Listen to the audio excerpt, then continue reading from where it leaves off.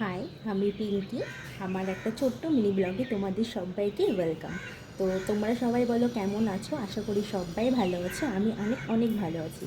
তো অনেক দিন তো তোমাদের সাথে কোনো মিনি ব্লগ শেয়ার করা হয়নি, তো ভাবলাম চলো একটা ছোট্ট মিনি ব্লগ তোমাদের সাথে আজকে শেয়ার করি।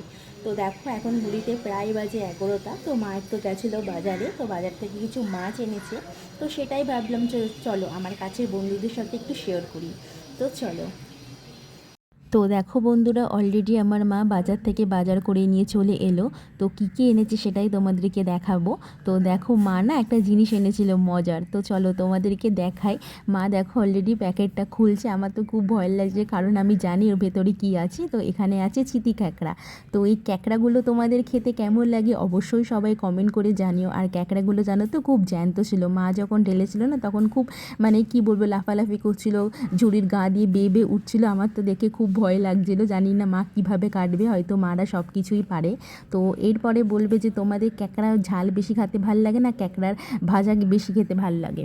তো দেখো, মা শুধু কাঁকড়া না, মা এখানে কই মাছও এনেছিল। তো মা সেগুলোই কাটছিল। যেহেতু মা অনেক মাছ এনেছিল, তার জন্য মা একা কাটতে পারবে না বলে দিদিও মাকে একটু সাহায্য করছিল।